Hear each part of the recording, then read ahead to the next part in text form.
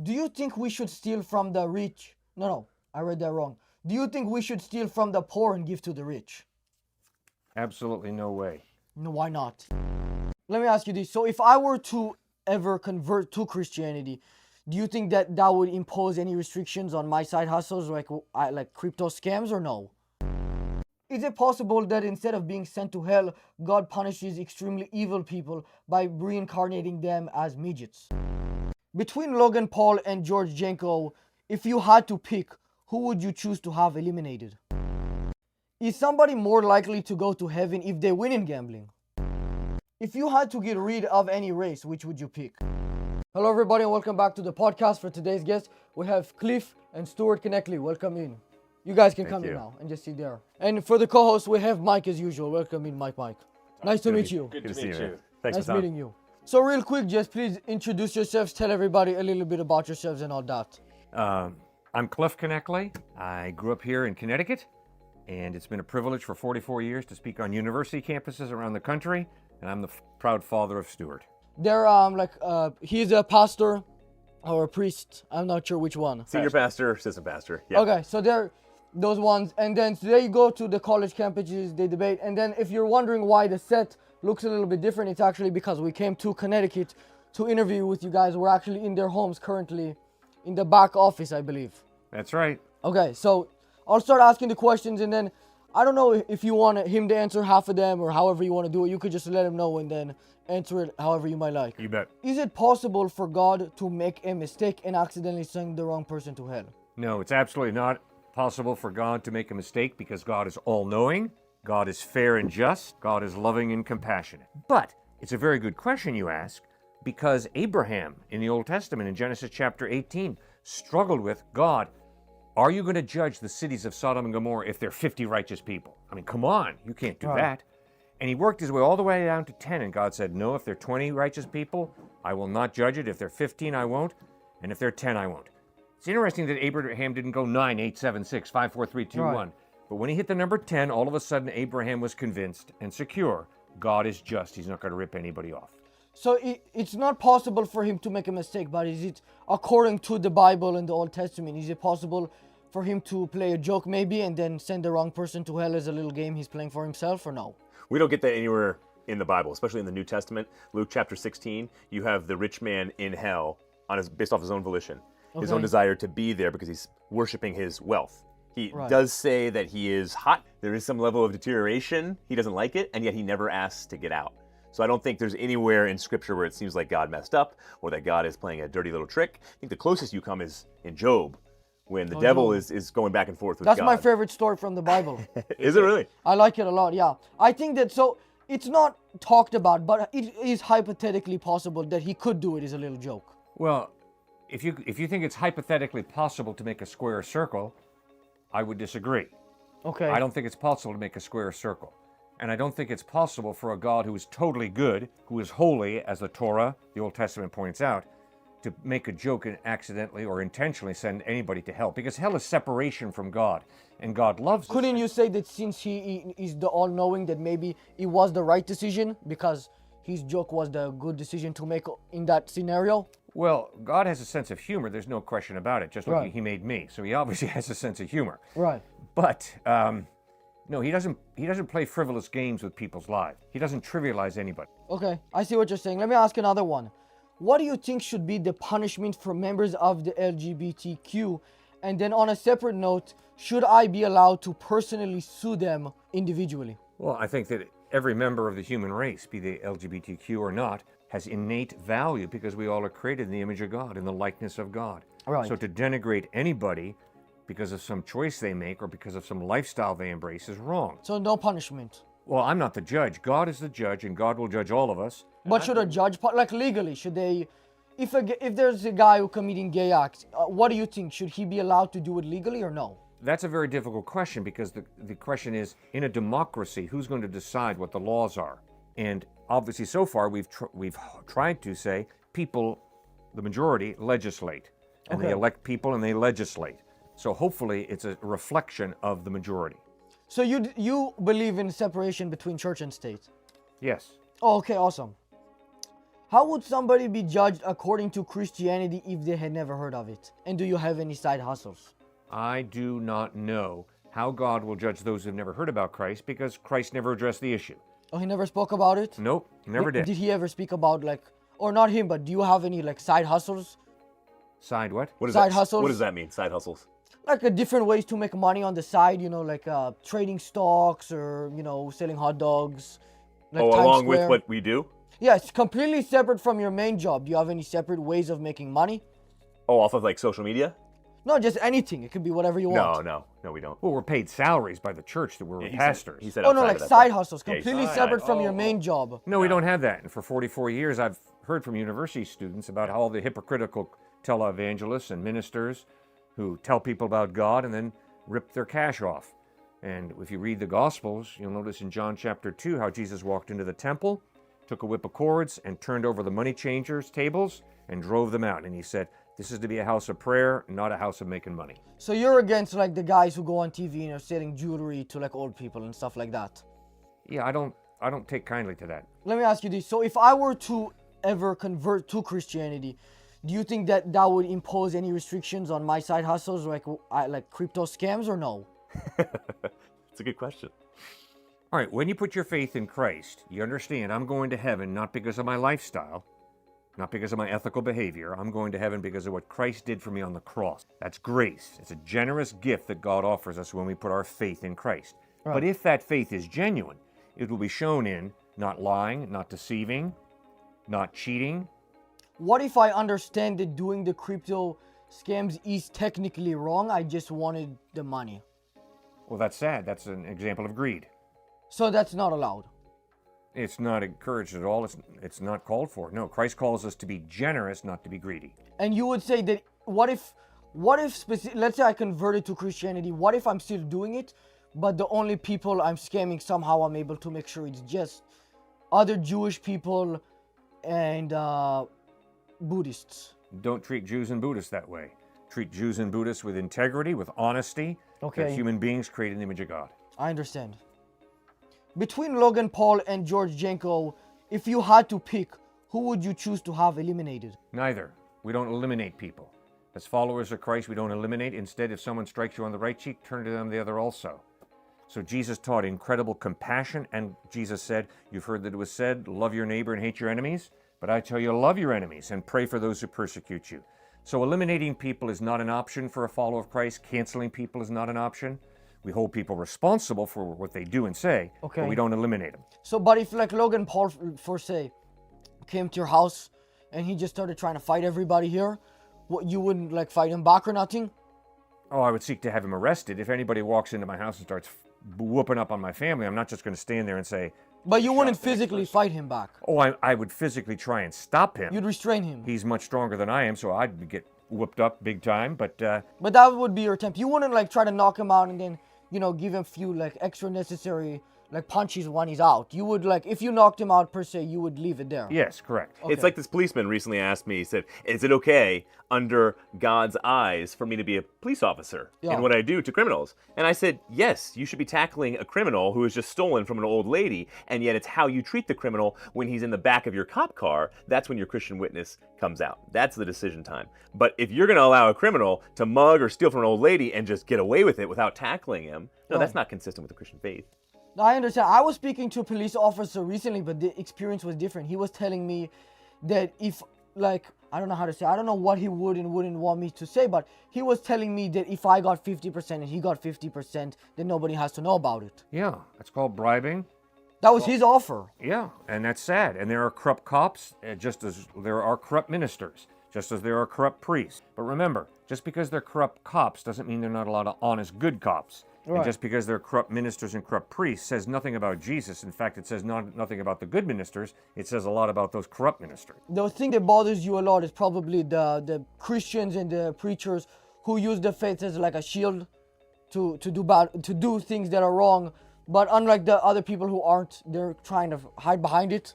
Hypocrisy is lying about myself. It's pretending to be someone I am not. It's a game, and it's a very sad game because it moves us out of authenticity into playing mind games with people, trying to paint an image of myself. What about that is Minecraft? unreal. Pardon? Minecraft? What's It's Minecraft? a video game.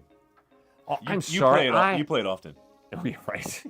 I have not played video games, so I'm not familiar. You've never played Minecraft? No, I never have. I was gonna say because the compound, like your house here, it looks very it's kinda similar. like- There's like a horse. It's Yeah. very similar, Yeah. but you don't play it. No, I don't. What's the draw with Minecraft? Why do people play it? I don't play too many video games, but it's I imagine that if there's like a guy, you know, just I'll pick a random guy, just like a random Latino guy, you know, living in LA, maybe he might want to live on somewhere like this, so he gets to live that out through Minecraft.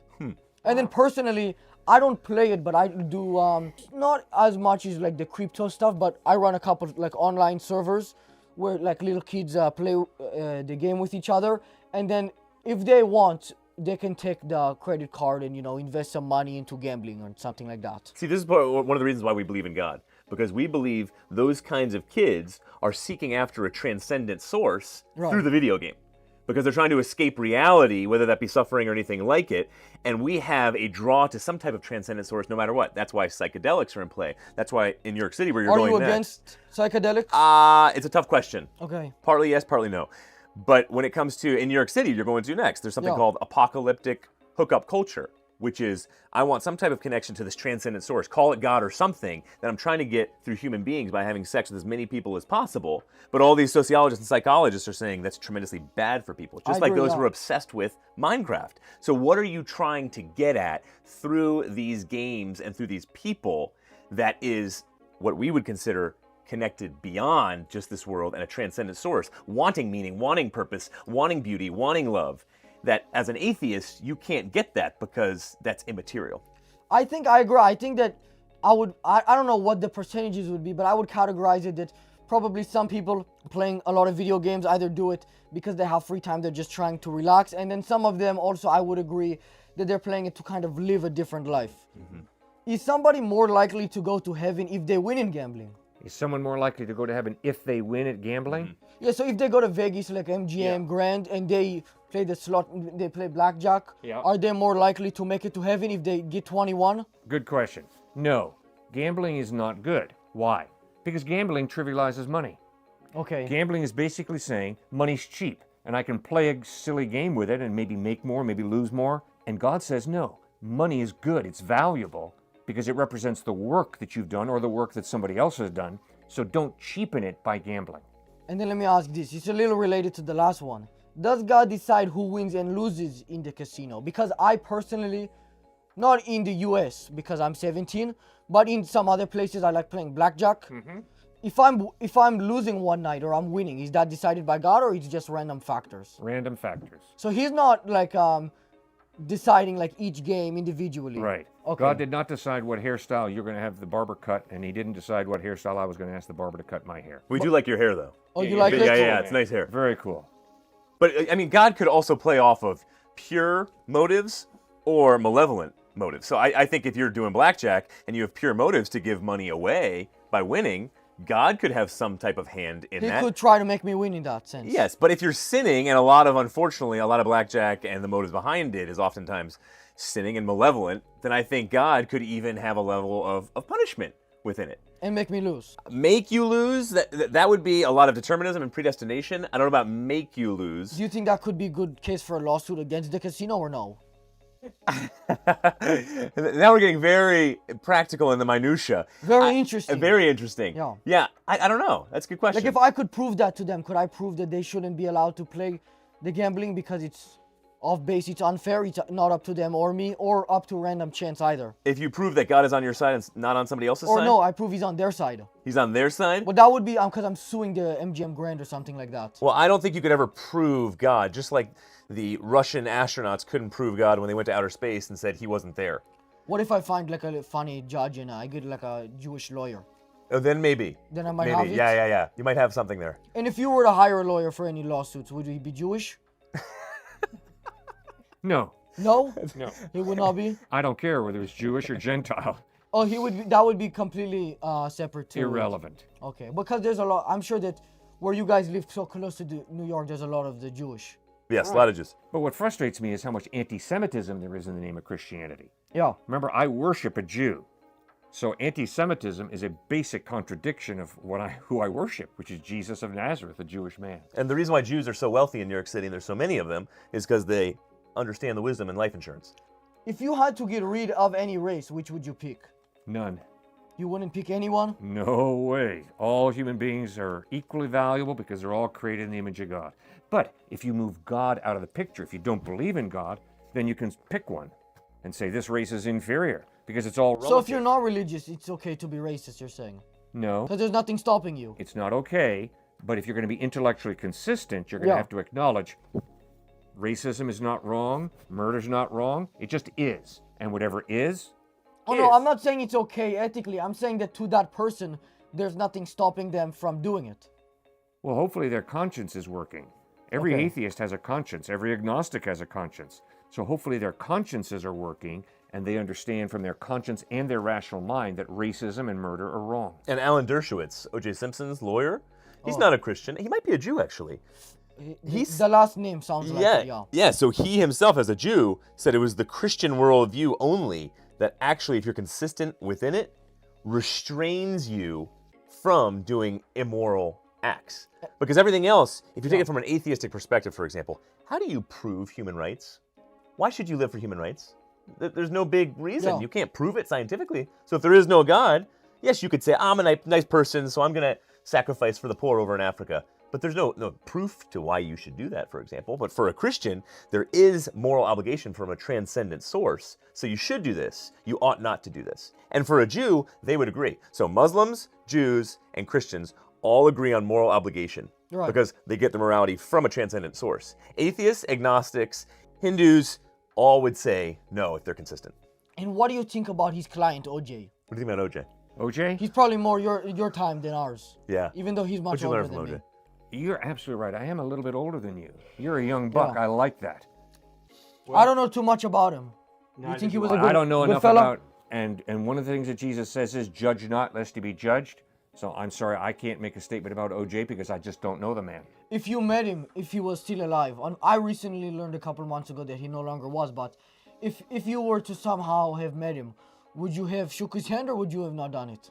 Well, I try to shake everybody's hand. I used to work in a prison and would shake murderers' Oh, hands really? and racist hands. And no, we as followers of Christ, we respect all people and we're called to love our enemies. So you would shake hands with anybody no matter how they looked, where they're from, what color, you know what I mean? so. Okay. You'd shake OJ's hand if he had the glove on even? Yeah.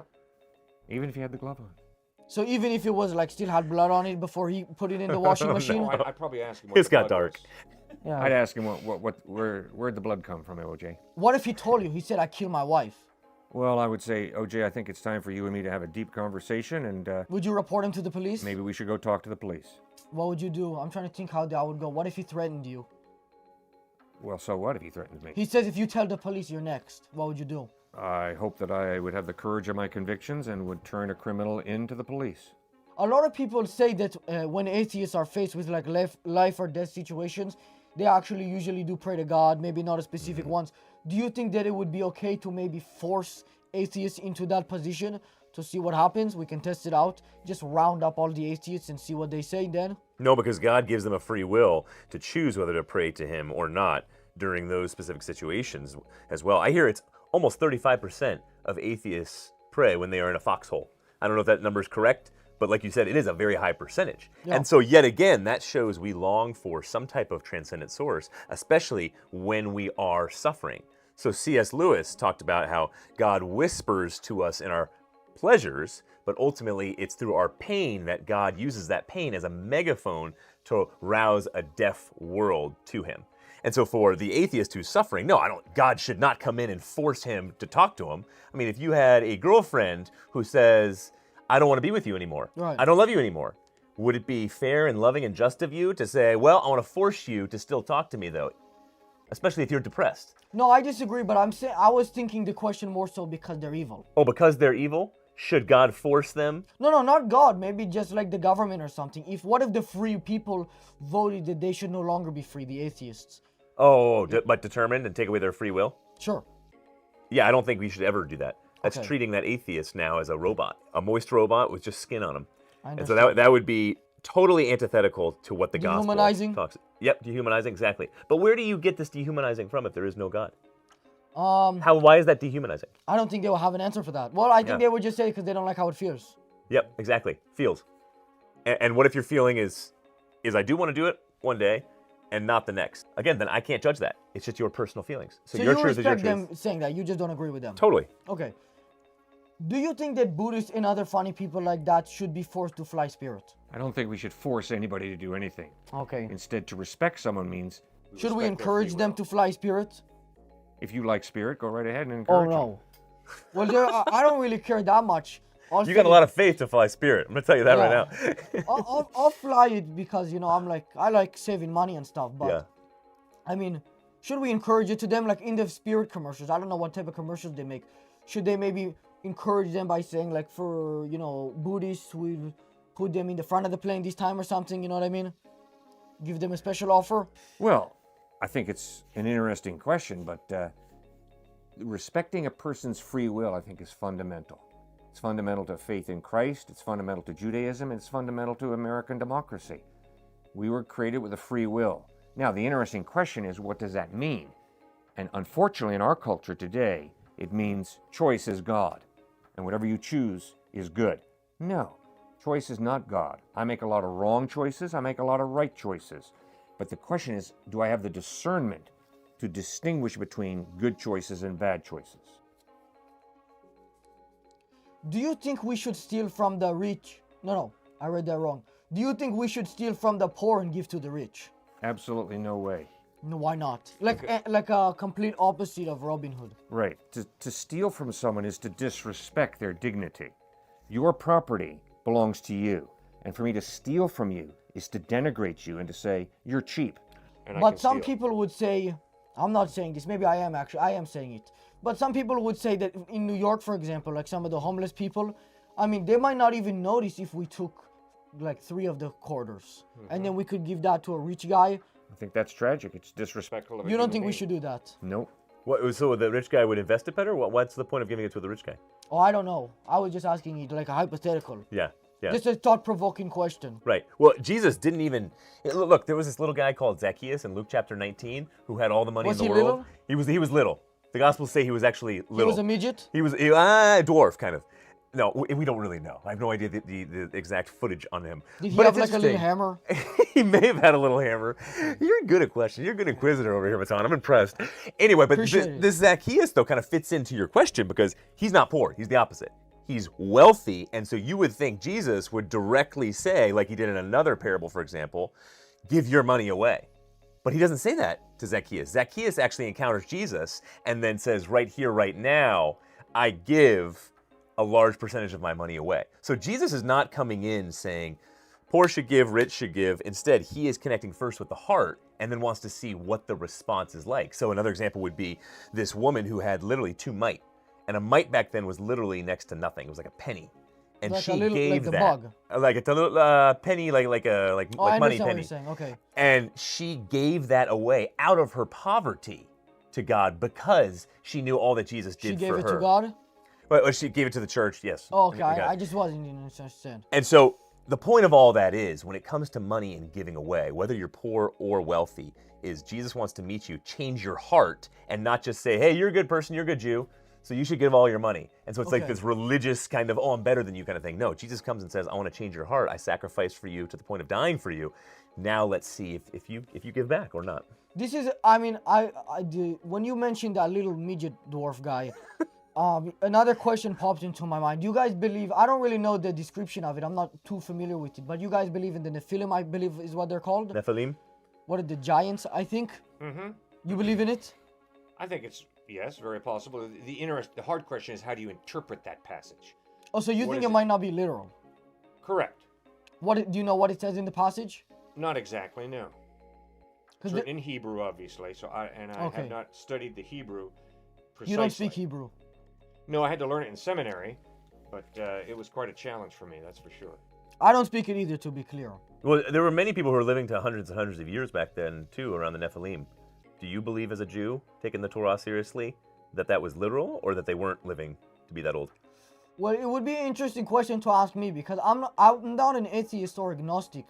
I'm like, but I'm also not extremely religious, so it's a tough question, the interpretation of it.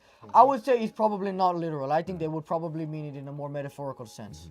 Do you really believe that we came from dinosaurs? No, I don't think there's any evidence we came from dinosaurs. Because that's what some of those scientists are saying. And then some people say that it's just a theory and that we didn't really. Oh, I think there were dinosaurs, but I don't think we came from dinosaurs. You don't think that, you don't believe in evolution? No, I believe in evolution as a process, but not as an origin. So you don't believe that the original ancestor of the human and the monkey and the ape would have been the dinosaur? I don't think there's much evidence to support that, no. But you believe that the humans came from the monkey, same ancestor, or no? I don't know. It's possible, but I think it's real clear when you talk to breeders that you can breed horses and breed horses and breed horses, but you can't breed horses to the point of getting a fox or a chicken, because there's a genetic barrier that you can't cross over. So you can refine horses, you got thoroughbreds, you got quarter horses, you've got different breeds of horses, but you can't breed horses to the point of getting a monkey. I see what you're saying. It's similar to the dogs, where you can, you know, they start off as wolves and you keep breeding them, and eventually you end up with those the pugs. And Exactly right. You know, they just, I don't want to, they have like trouble breathing. They're really interesting dogs. I agree, they do have trouble breathing. I'm real glad you and I don't have trouble breathing. Do you think that God foresaw that they would, like, the wolves would eventually become puggles, and maybe there was like a really, they maybe are evil secretly, so he wanted to punish them as like a lesson? Oh, that being a pug is God's punishment on the wolf? Correct. Yeah, that would be an interesting question. I think I'll ask God that one day when I see him in heaven, but right now I don't have the faintest idea. If you met him one day, would you think that he would say yes or no to that? If you just had to make a guess. I don't know. Is it possible that instead of being sent to hell, God punishes extremely evil people by reincarnating them as midgets? Well, the Bible does not teach reincarnation. Oh no? No. I recently talked to a rabbi, Yeah. and that he was saying, I don't know if maybe you guys have different views on it. I'm not sure what the exact differences are, but he says that in very specific scenarios there will be reincarnation, and that can eventually, you can be reincarnated as an apple. Well, if that's what the rabbi told you, the rabbi has departed from his Judaism, because Torah, Old Testament, does not teach reincarnation. But here's what the Bible does teach. If I rip this guy's glasses off, steal his hat, and beat him up, and the police come in and say, Cliff, what have you done to this guy? I said, I just used him. And the police say, okay, fine, let's go to Starbucks. He does not matter to the police. If he does matter to the police, and if I rip him up and steal from him, the police will arrest me, and I will have to answer to a judge and will probably be thrown into prison. Right. But if the police and the judge simply say, Cliff, it doesn't matter, What if they throw him into prison instead? then they're making a big, unjust, unfair move. But what if you told them that maybe he started it? You could get him, you could trick him. Well, then we would have to go probably to court and have a debate about who started it. But the thing is, with Mike over there, he doesn't have any resources. Yet I don't pay him. He has no money or nothing. Why don't you pay him? He's not smart enough to ask for money. He's not smart enough to ask for money? Well, I mean, do you only pay people who ask for money? I think that sometimes I give money to homeless people. He's asking for money. Don't give him anything. Don't give me, all right. He's like a beggar.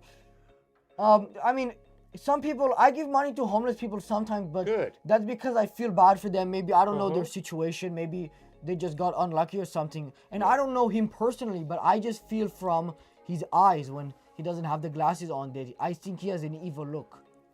Oh, really? Well, I've keep met it him. on. I haven't noticed any evil look. I don't want to take a look. Wait, so into you his give to eyes. poor people kind of just selfishly to make yourself feel good? Not really. I guess it's probably a combination. Well, from an evolutionary perspective, why would you give to poor people? The strong eat the weak. I guess I feel bad for them. So it's a selfish thing. Because I feel bad. See, for the Christian worldview, there's a reason why you'd give to a blind beggar, for example, over here. You would give money to him? Yes. You have anything for him? I mean, I hope I would. Not right now. I got a pencil or two if you want that. But there's a reason why. There has to be a reason behind, because you asked about evolution. There has to be a reason why you actually would give to a blind beggar. Oh, here it comes. We convinced him. Look at this. Michael, look at this. Wow. Buddy, this is the first Take time. it. This is a big Take moment. No, he doesn't give much. He's a joke Just over a free here. plane ride on Spirit. That's it. Yeah, we flew him in separately from us to get here. We put him in the back of Spirit next to the door. Next to the door. Well, listen, Quick exit. I really do appreciate you guys coming on. I don't know how much, I don't want to take too much of your time. And then anyways, we have Long Neck. We have to go back to New York City right now to film in another studio. We're flying out Long Neck. I think maybe he has a long neck. That's correct. I don't know if I would recommend you speak to him. He's an interesting guy. So we need to film with him. He's an evil fella. So we're going to see if we can deal with him. He can be dealt with. Well, if you ask these kind of questions and make these kind of points, you're going to win. Thank you. You're I gonna turn appreciate for the good. it. Thanks Thank for you, coming on. Matan. I really appreciate you. it. Good to meet It was a great experience. This is fun, Thanks man. for having me. Keep it going. Even shake this guy's hand. Good job, buddy.